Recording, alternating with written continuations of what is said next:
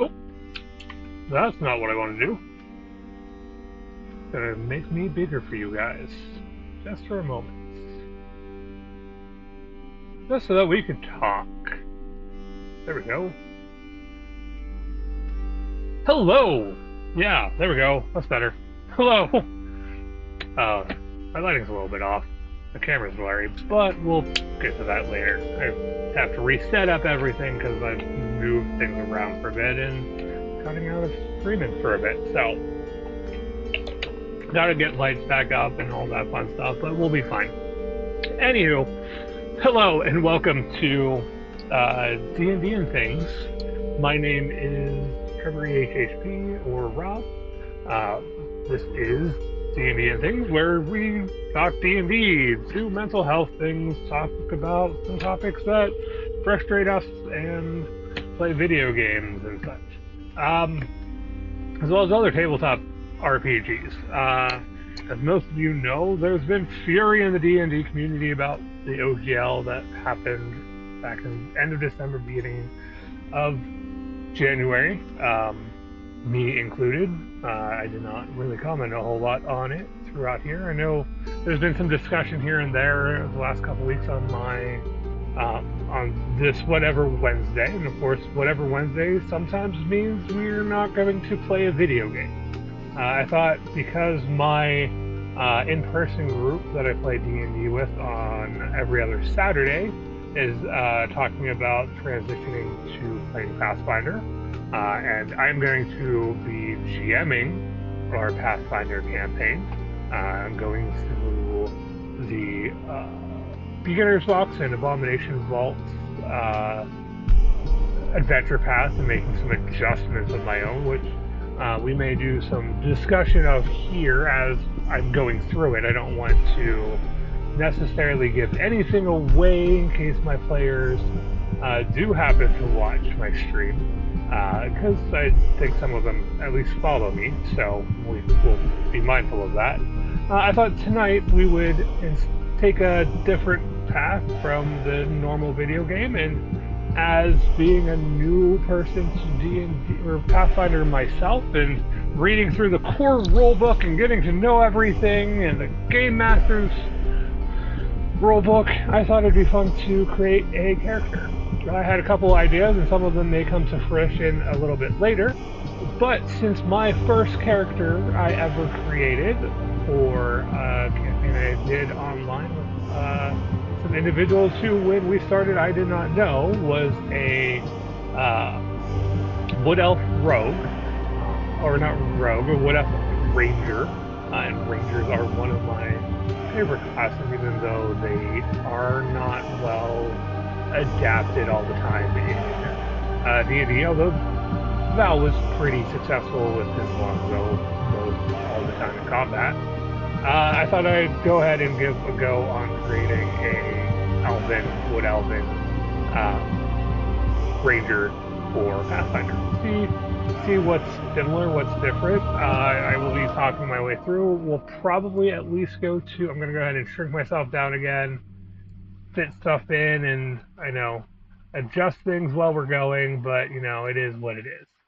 We don't always have the most up-to-date stuff, so I can go ahead and I want to fit this in a way that like you guys can see just about everything I'm going to be doing, but we don't need some information that's not always needed. So this is, for those of you who aren't familiar, character sheet for Pathfinder.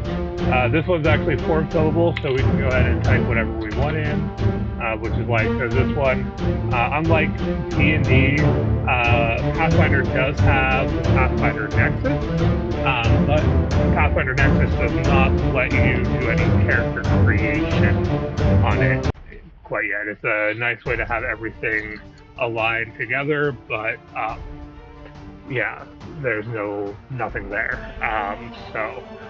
Just as a note, if you notice there is some music playing in the background, this is an album called Dark Ventures by Dark something Studio. I have to do a quick look here. Dark Fantasy Studio. It's a collection of music that I got on Humble Bundle. So for those of you who aren't familiar with Humble Bundle, I'll put a plug-in right here because we are still affiliated and partnered with Humble Bundle. A whole bunch of cool bundles over there all the time. If you're interested in learning new tabletop games, getting a hold of any sort of video games on Steam and even on the Switch, I believe, as well as some cool video game bundles. Humble Choice there gives you like 8-9 games for $12 a month, and this month's got some really awesome ones. And we've reviewed them in the past. They're still a great service. Going there, there's a link in the description below. If you follow that link for Humble Bundle, it helps us out a whole lot. You help out the channel, you get to support some great charities. And over there right now, there's a bundle for the Fallout role-playing game and Castles and Crusaders role-playing game. So if you're looking for other role-playing games to check out, go check out those. I've picked up the Fallout one already. I think there's also a Shadowrun one as well. So I picked up the Fallout and the Shadow one already. I'm going to be picking up the Castles and Crusaders my next paycheck, so I'll be checking those out as well at some point in time. Sure when, but yeah, follow the link in the description below, and it will take you right over to that to check out for yourself and help us out in the meantime. Greatly appreciate it. So shameless plug is there. So yeah, but yeah, Dark Fantasy Studios, I got through a bundle from Humble Bundle actually. Royalty-free music, which allows me to be able to use it right now, which is awesome. So give us a little background music while we're going through. So this is our character sheet. You can see it. There's some stuff that's different from D&D. So there's definitely things that we have to take into consideration and kind of all that stuff. Because we are going to be basing this off of my original character, we are going to name him after my original character, which was named Valendog Holland. So, yeah. The crew tended to call him Val. So let's hear. There are a couple other resources too. There's a dyslexia a site that has dyslexia Pathfinder character sheets that help you fill stuff in. So just for the creation purposes, we'll go ahead and throw one up in the top there. We're not going to worry about hero point. And we're going to go ahead and, because we know we're going to be elf, we're going to be elf, comma, and I have to actually look. Races are not races in Pathfinder. They are ancestries. And I am working with the Pathfinder. Like, I have all the PDFs, so we'll be jumping back and forth a little bit. I'm going to go ahead and swing us over to elf. So elves, obviously ancient people. Elves have seen great change and have the perspective that can come only from watching the arc of history. After leaving the world in ancient times, they returned to changed land. They still struggle to reclaim their ancestral homes, most notably from terrible demons that have invaded part of their land. To some, the elves are objects of awe, graceful and beautiful, with immense talent and knowledge. Among themselves, however, the elves place far more importance on personal freedom than on living up to these ideals. But I don't know if I've talked about that a whole lot on this channel. I think we talked about it a little bit whenever I was doing with Ophelia.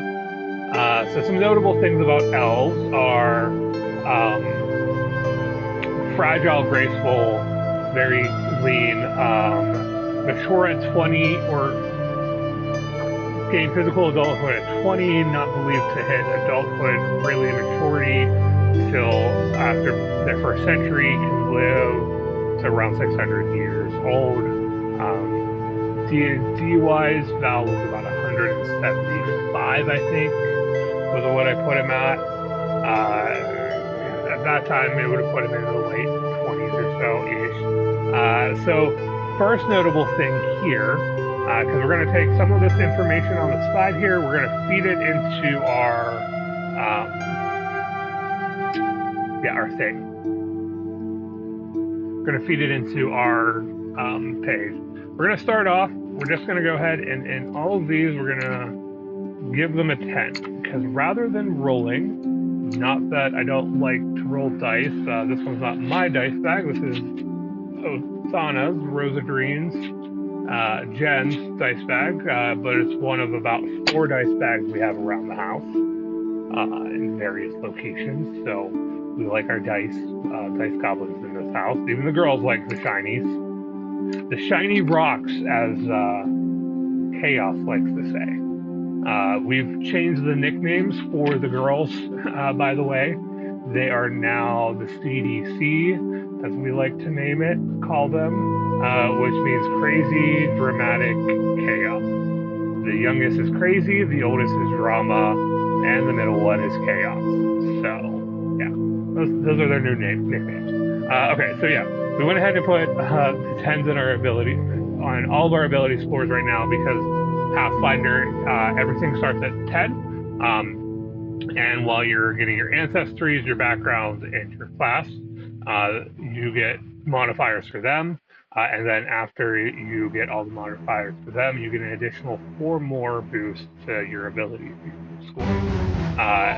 No score can go above 18 or below 8 during building of your characters either. And we are going to go ahead and take the flaws and additional from building. But as I said, our first thing here is going to be our hit points, which is 6. So we'll go ahead and put our hit points in at 6. I think I saw there as well that our size is medium. And just kind of go down this page. Our speed is going to be 30 feet.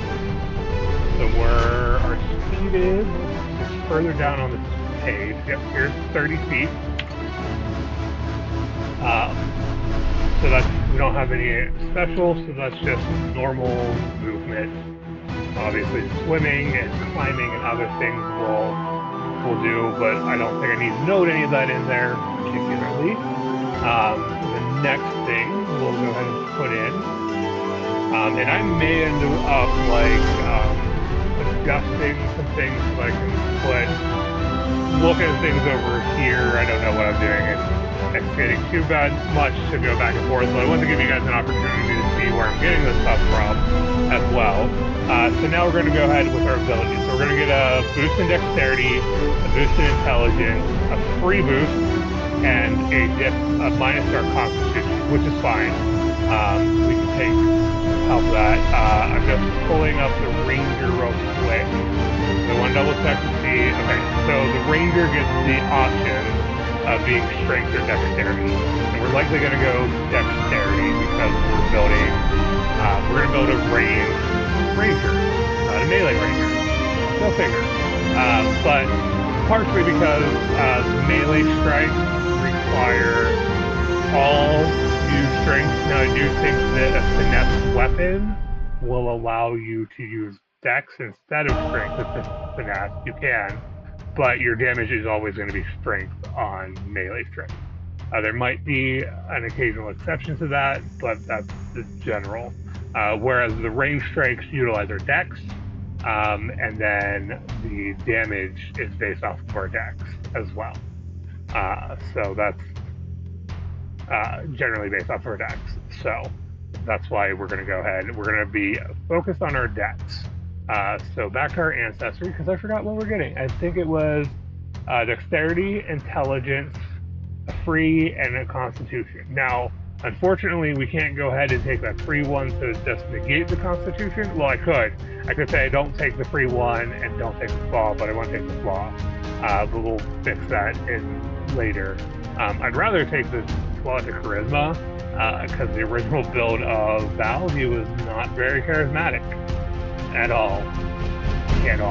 But we're building in Pathfinder, so we're going to go ahead and build in Pathfinder. So we get the dex, we get the minus the con from this, but we'll go ahead and build up our con from other skills. We get the positive intelligence, and I'm going to take positive in wisdom. because I believe Rangers, I'll go ahead and take a look. From the little bit that I have been looking at, yeah, they don't get spells. So unlike D&D, where Rangers are druidic kind of pathcaster, Pathfinder they are not. However, we are going to utilize the free ancestry rule, which I've learned about recently, read about leader recently. It sounds like through some research, a lot of tables allow for the free ancestry. Instead of having to choose it instead of your class feat, you can choose it as well. So I'm going to utilize that for building this. More to build this, like I had built, somewhat built Val. Obviously, it's not going to be the same Val and Doll. So that's our ability scores put in from our ancestry. And then we get languages. So we'll come back to languages. We can go ahead and put in our traits of elf and humanoid. So those have an effect on different abilities and other things as to how they target things. So we'll go ahead and put that in. And then down here in senses, we're going to put low light vision. Unlike in D&D, where a lot of things have dark vision, not a whole lot have dark vision in them. So low light vision allows you to see in dim light as though it were bright light. So you ignore the concealed condition due to dim light. However, you still have the concealed condition in they still have the concealed condition in dark light, which gives them a situational thing. And then I believe we do have a woodland elf. So because I'm trying to stick to being a wood elf, because that's what Val was, kind of obligated. So as a wood elf, you're adapted to life in the forest or the deep jungle, and you know how to climb trees and use foliage to your advantage. When climbing trees, vines, or other foliage, you move at half your speed on a success and at full speed on a critical success. And you move at full speed on a success if you have quick climb. This doesn't affect you if you're using a climb speed. You can always use the take cover action when you're within forest terrain to gain cover. Even if you're not next to an obstacle, you can take cover behind. So that's very situational. Just looking at a lot of those, they tend to be very situational to things. So we're going to come further down here to our heritage, and we're going to go ahead and put woodland in. Right. Yeah, woodland elf. This character sheet, I don't know how I feel about it. I mean, it's very legible, it's very clean, and easy to follow through. At the same time, like, it doesn't give you the ability to write out some notes on things or give the, like, important things that you need to go to. But I mean, most of the time nowadays you have access to, like, the internet most anywhere. So, like, it's easy to reference. So, there's that. So then, we will go ahead. I don't think any of the first level feats require, one does, the longevity requires 100 years. I think what we were going to take a look at was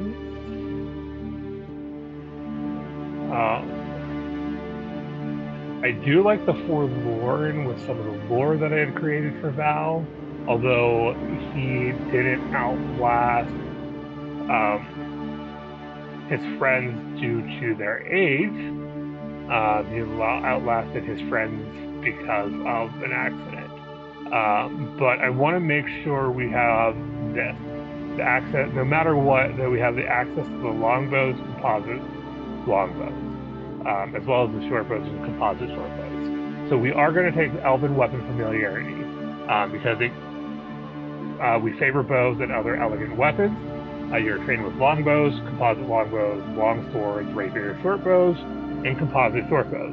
In addition, you gain access to all uncommon elf weapons, and for the purpose of determining your proficiency, Martial elf weapons are simple weapons, and advanced elf weapons are martial weapons. I don't know if that will have an effect because I haven't done a whole lot of research on all the equipment yet and weapons, so we're going to be learning as we go.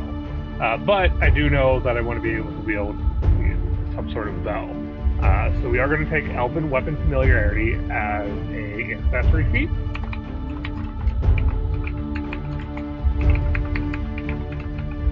And of course, even though this is in a setting that like they do discuss during like the ABCs, your ancestry, your background, your class. You can do this in whatever order you feel is most comfortable for you. And I know a lot of people do their class first because it definitely has an effect on them. So we're gonna go up. We are trained in longbows, composite longbows, long swords. Oh, there's a whole lot there. So we're gonna put it trained in longbows. It's gonna be on all of them. Long sword, rapiers, and short bows. And that gets uber small. Uber small. Not gonna be too bad. Okay. And that's all we get at level 1. For our ancestry at least. Which is fine. There are some other, I think the interesting heritage for an elf that I saw was the Whisper Elf. So you're able to detect, when you're using the speak action, you can detect undetected creatures within like 60 feet or like 30 feet circular from you and gain a circumstance bonus, as well as the Seer has the ability to like use detect magic kind of stuff. Cavern obviously allows you the dark vision. So we're going to leave this open because we will come back to it later. I have to actually come back to this. So the next step is going to be choosing a background. Which, when I was building this character DB, I do an Outlander. And background starting here. So I'm not as familiar with all the backgrounds here. So a little bit. Yeah. Go ahead and keep it in. So I know Acolyte is not going to be it. Artisan is not going to be it. Artist is not going to be it. Barkeeper I don't think will be it. Not an acrobat. Animal Whisper could be a potential, but I don't think so. Barista's a no. Charlatan is a no. Bounty Hunter's a no. Those are no. Entertainers no. Criminals no. Guard, Herbalist, Field Medic, Hermit might be it. Hermit might be it.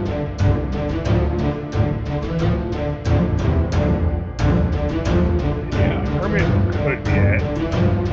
Gladiator, Hunter, Laborer, Martial Discipline, Nomad could be it. Merchant, Prisoner, Miner, Sailor, Scholar, nope. No. Oh, and as a note, this particular build we're just using the core roleplay. Warrior, Street Urchin, Scout. We could go Scout.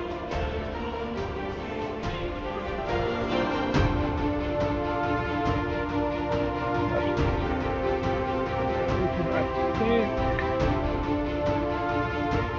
Let me think here. Nomad.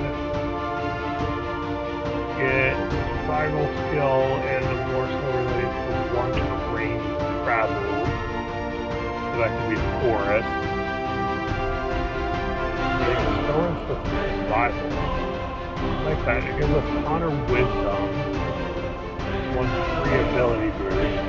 I think we'd go ahead and take the con and dex off of that. Getting fewer comfort than what I heard. I think we're going to go ahead and Nomad. That might be our that. So up at the top here, we're going to go back up to the top. We're going to go ahead and take Nomad. That's there. And then we're going to get a +2 to con. So that's going to bring us back up to 0. We're going to take a +2 to dex, which will bring us to 14. And then we're going to get something else. So that's that. So we become trained in the survival skill and lore skill related to one terrain you've traveled, such as desert lore or swamp lore. And we gain the assurance skill feat with survival. So we are going to come over here. We become trained in forest lore. Go ahead and put a trained there. And then we become trained in survival. So just going to put a little mark there, so it's called us that we're trained. And then we come down here and we get assurance. We'll put survival. And assurance is actually quite cool. And quite a very nice skill to be able to have. I'm going to open up the skills because the skill feeds because I forgot to do that when I started all of it. So I gotta do that now because I'm a big dum-dum. How do I open that one up here? Yeah.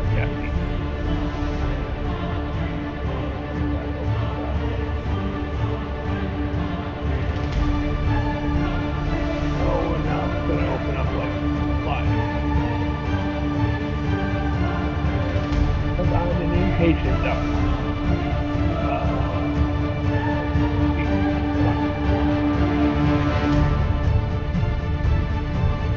Come on, you can do it. There we go.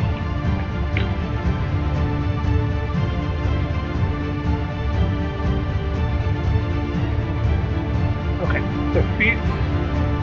Kind of scroll down here to the assurance.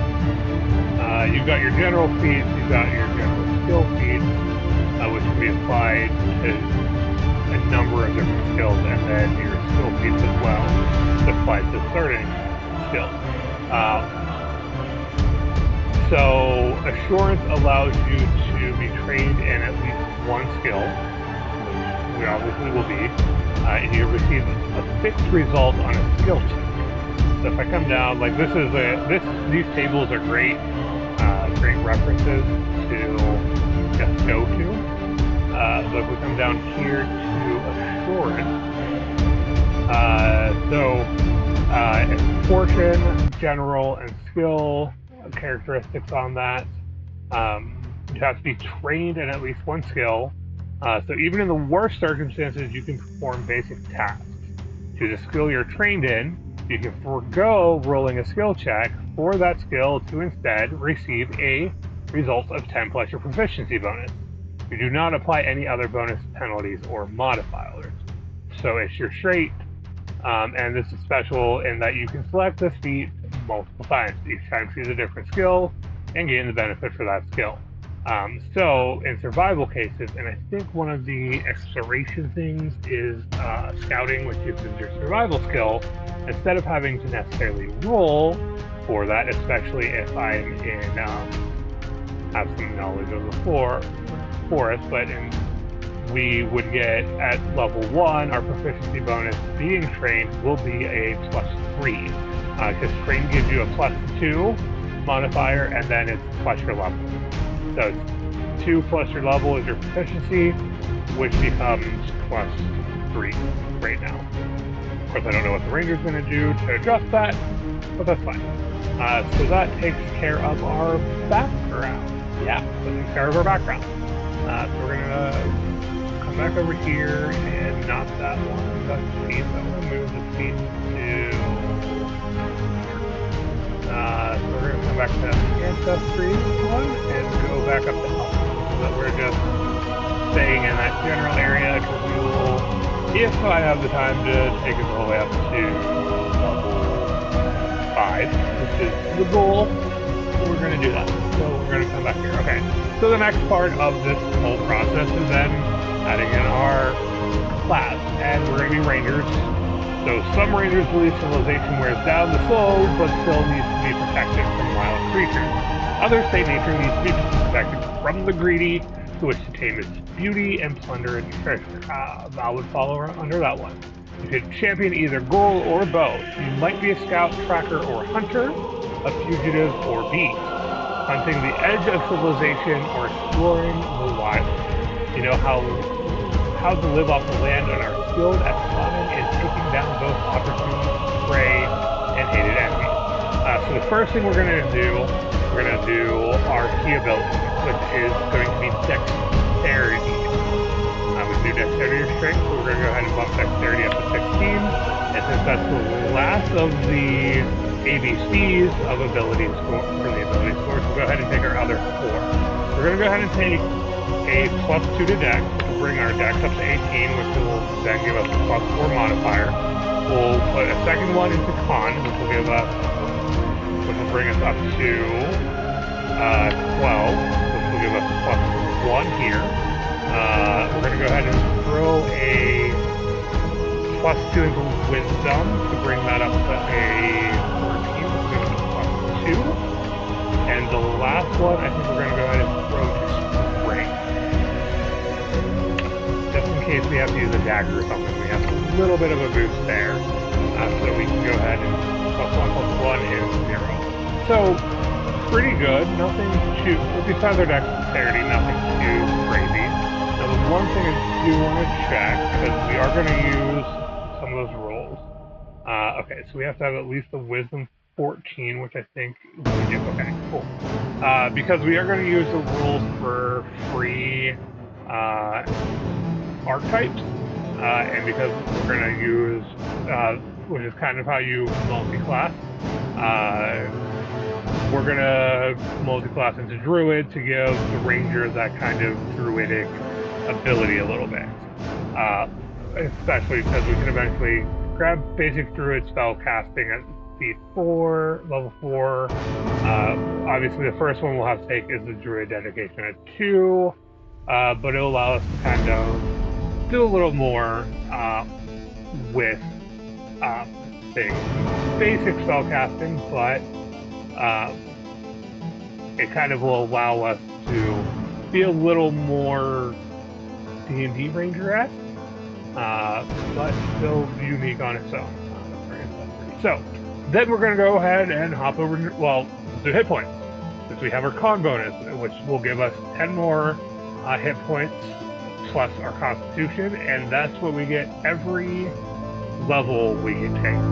Every time we level up, we get that many. So we're going to add 11 to this. So our base starting hit points is 17, which is much higher than you would be with D&D.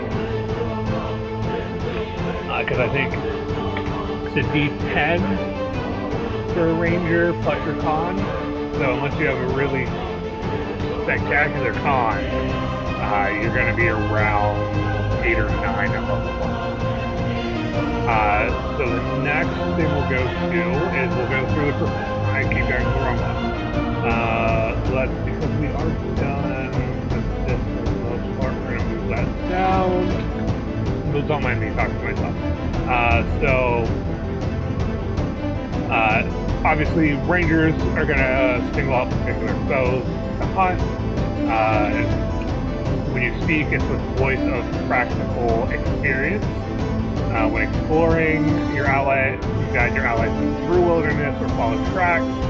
In downtime, craft weapons, train animals, and all that fun stuff. So, first things first, we get initial proficiency at that first level. We gain the listed proficiency rank and the following statistics. If you are untrained in anything not listed, then you gain a better proficiency rank in some other way. So we're going to start with the perception is expert. This is great, especially if we're going to be elite. So we're going to go ahead and mark that as there. So our percent, or no, we're up to expert. So that's going to be every train +2 And entry level, expert is +4, master is +6, legendary is +8. If you are untrained, you get a flat 0 added to it. It's just either flat dice or whatever your bonus associated with it. We're gonna go ahead and that's gonna become a +5. So it's 4 plus our level. Our wisdom's a +2, which means our perception is going to be a total of a +7. It isn't too bad if I don't say so. If I dare say so. Next will be our saving throws. We're expert in fortitude, expert in reflexes, and trained in will. Which is, in my opinion, pretty good. So, fortitude's an expert. Yeah, and obviously in Pathfinder, instead of having a saving throw for everything, you have fortitude, reflex, will, which is con, dex, wisdom, which I think are probably the biggest ones to begin with. +4, +5, dex is a +4, or +1, +5, +4, +5, wisdom +2, and then +3, +6 there, 9 on reflex. That's bugs. That's bugs.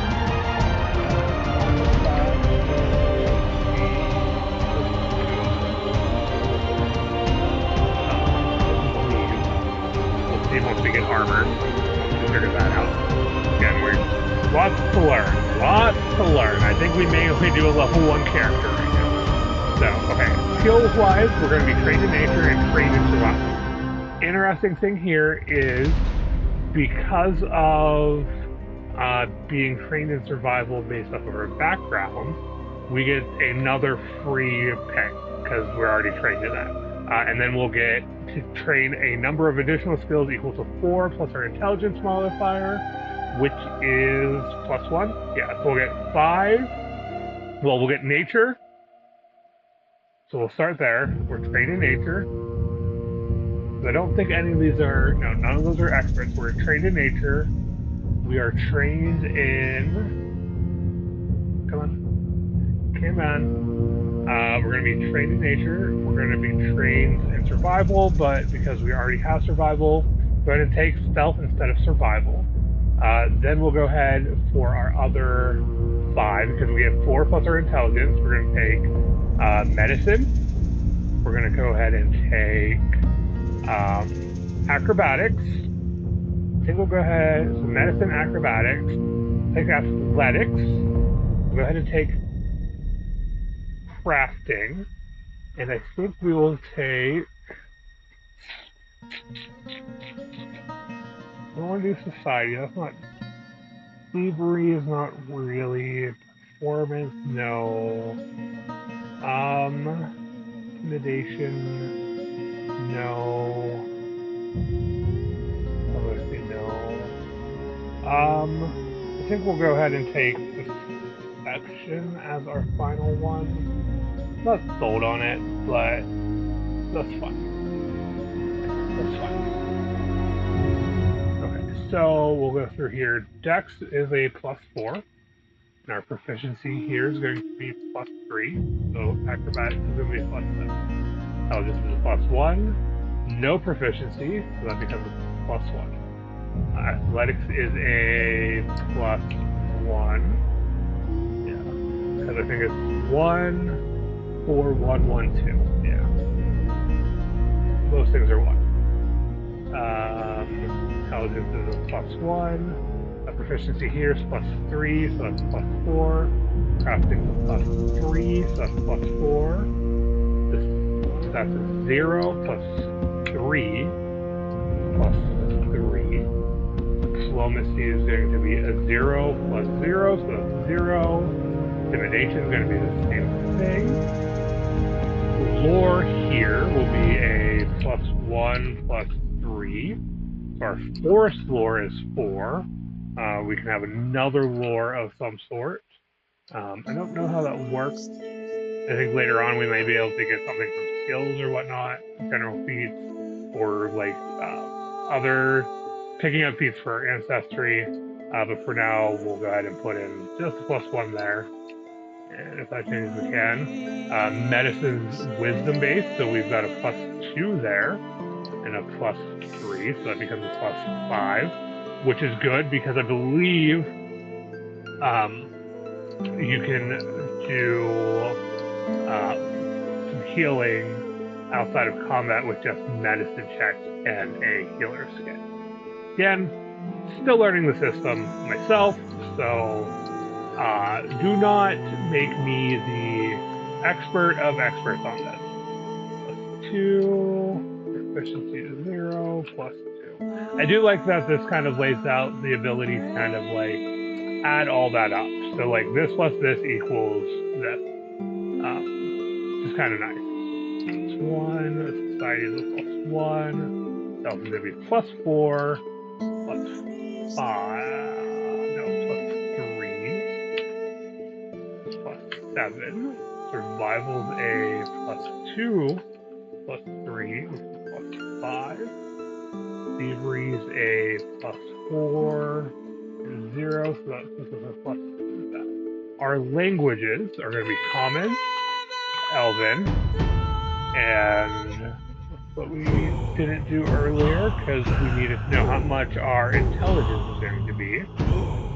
So we come back here, we can see that we get additional languages equal to your intelligence modifier if it's positive. Choose from Celestial, Draconic, Null, Gnomic, Goblin, Orcish, Sylvan, and any other languages to which you have access, such as the languages prevalent in your region. What we'll probably go with is... I think we'll go with Null. Actually, that doesn't sound bad. Nulls are fairly prevalent in, like, forests. Ish. Sometimes. Depends on your campaign. Anything can go. So, we'll go ahead and put Null in there. I like it. We'll be proficient in speaking Null. So that's our skills. We'll go to our attacks. So we're trained in simple weapons, trained in martial weapons, and trained in unarmed attacks.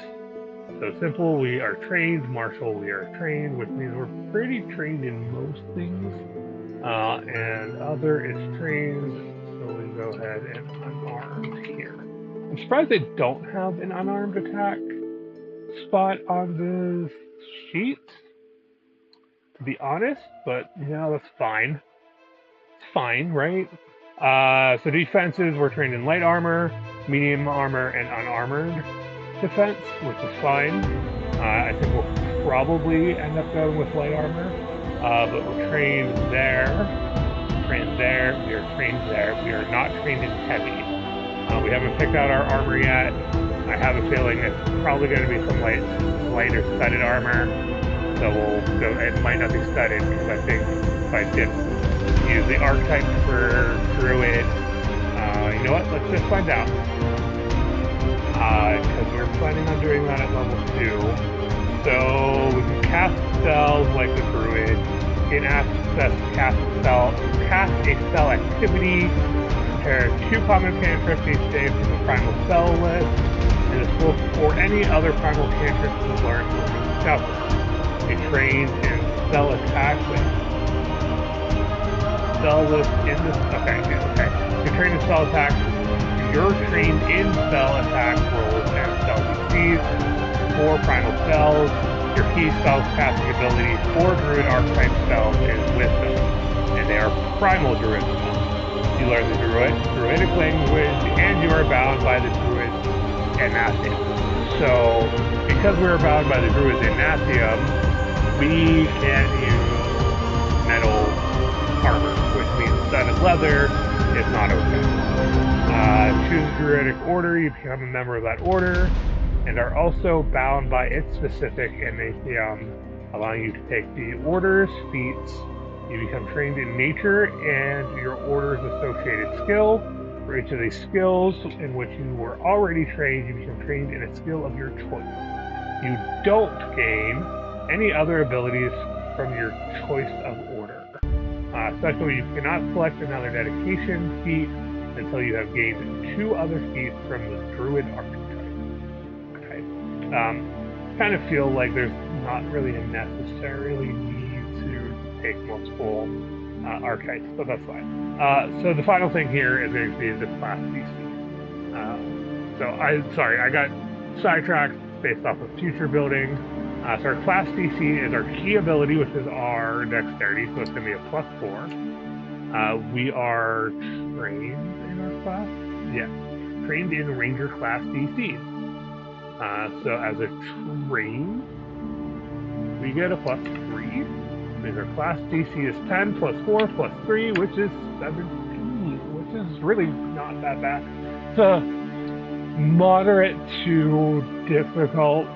It's not impossible, but it's not necessarily a really easy DC. I mean, it depends on the bonuses. You have a +7. You have to at least get a 10 on the dice itself, depending on what you're rolling.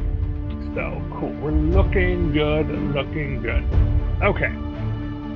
So that takes care of that. So now we're going to come to the meat and potatoes of the Ranger class. To our class features. So obviously we get our ancestry and background at level 1. You have the benefit of your selecting ancestry and background. Initial proficiencies, which we took care of. We gain Hunt Prey. So when you focus your attention on a single foe, you can become unstoppable in your pursuit. You gain the Hunt Prey action. So we're going to start by... So that's that seems like the hunter's mark, if I have to say. We're going to come down, because we're going to be doing a lot down here.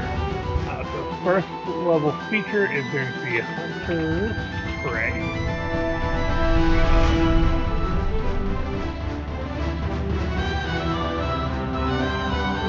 And then we're going to come down to, I saw a section down here for action.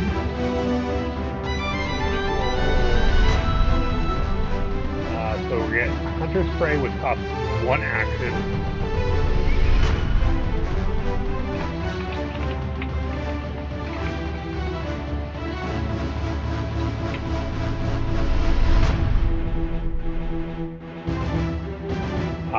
It is concentration and requires and Ranger.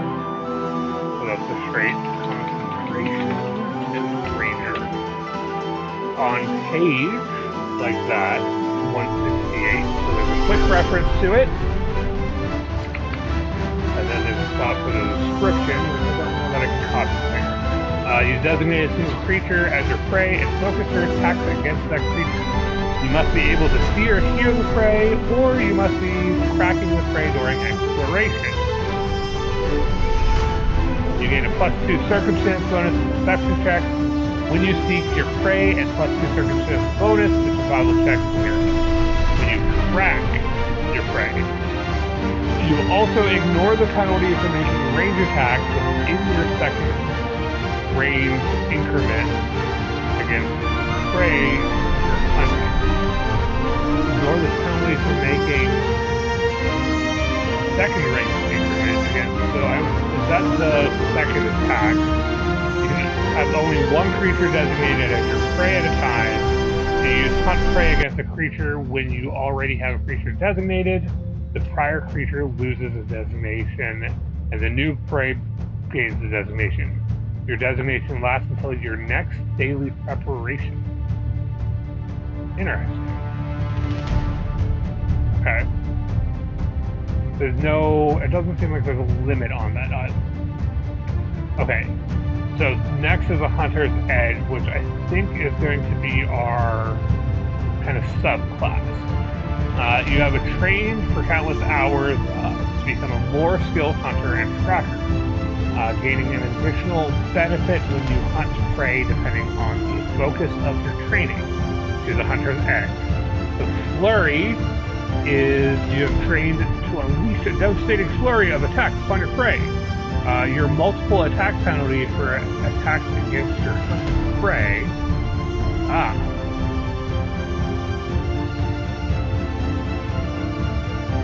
Oh, okay. So that's, you don't get a penalty for the distance. That's what it is. Against your prey. So your multiple attacks penalties for attacking against your hunted prey is -3, -2 with an agile weapon on your second attack, and then on the turn instead of a -5, then -6 -4 with an agile weapon on your third and subsequent attack instead of 10. So you have a better chance, better ability to fall for the multiple attacks. I don't think we're going to take that. Precision is going to be, you have trained to aim for your prey's weak points. So the first time you hit your hunted prey in a round, you also deal 1d8 additional precision damage. Precision damage increases the damage you already deal using the same type, but it's ineffective against creatures that lack vital organs or weak points. Interesting. At 11th level, the extra damage increases to 2d8. Precision damage at 19th level, that's really good. Outwit, you are talented at outwitting and evading your prey. You gain +2 circumstance bonuses to deception checks, intimidate checks, stealth checks, and any checks to recall knowledge about the prey and its social circle. So we're going to take the precision for our hunter's edge.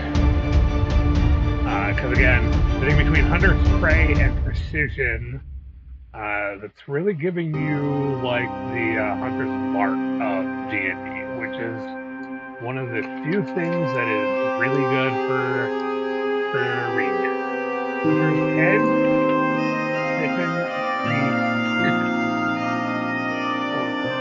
or whatever that symbol is. Okay. Next up we have at first level, you at every even numbered level you gain Ranger class feats. Ranger feats are listed beginning on page 170. And here you can see like what you get. So Rangers, you get every even number you get a Ranger feat and a skill feat. Odd numbers you get some sort of Ranger feat that's designated, and then skill increase, which is always nice. So yeah, we will, because we'll jump down to our Ranger feat. So we're going with level 1 one. At your level, you gain a Ranger feat. You select one of the following. You must satisfy any prerequisites beforehand. So we can have an animal companion.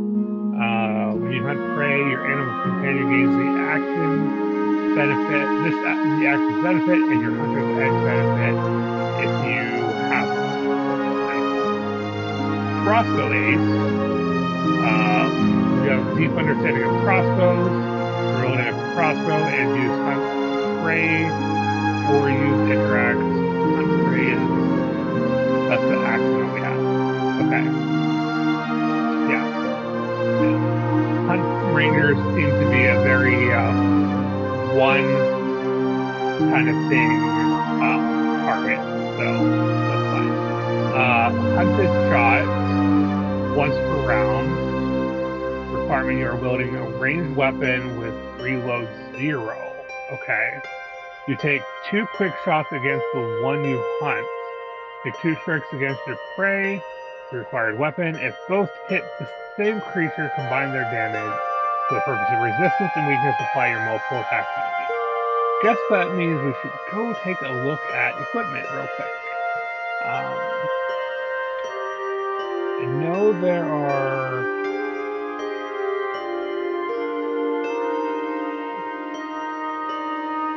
some uncommon, like elven bows and stuff, but we'll back to get the pad. We'll come back to. Yeah, I think what we'll probably end up getting is leather armor, which will allow us to get our maximum +4. We'll get a +5. There's a check penalty of -1. Check penalties.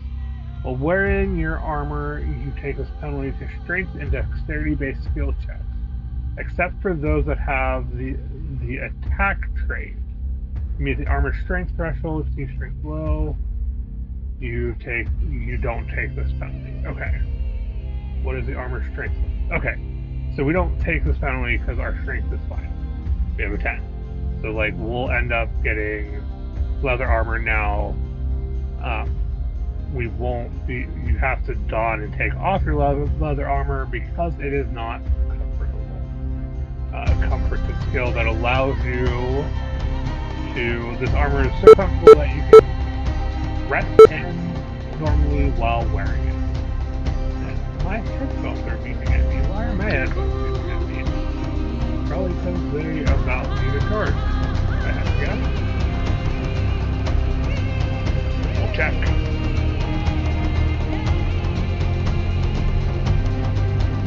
Maybe we'll check. They're still going, so it's fine. They may be getting closer. I had to guess. Or something happened that you guys aren't hearing me. Oh, tell me you guys. Okay, we're going. I'm just having technical issues.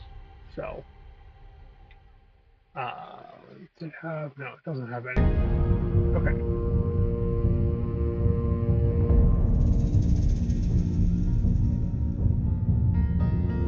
Okay. So we're coming down. Coming down. Shields. We're not worried about shields right now, but shields are kind of interesting because each one provides a different bonus AC, and sometimes speed penalties, and are able to be broken. So that's kind of interesting in and of it. So, yeah, range modifier plus dexterity, plus proficiency, plus other bonuses, plus penalties. Well, minus penalties, but you know. Damage dice plus range roll equals damage die of weapon plus strength modifier for thrown weapons. Bonus penalties. Okay. So, what are we looking at? We're looking at long spear, uncommon simple weapons, martial weapons. I think martial weapons, long sword. I'm not seeing. Why am I not seeing ranged weapons in here?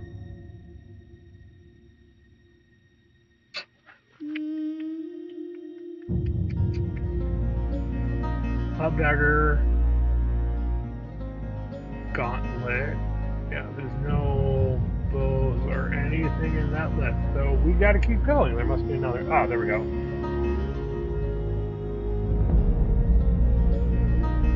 Okay, there's a different table for uncommon advanced weapons, martial weapons. Okay.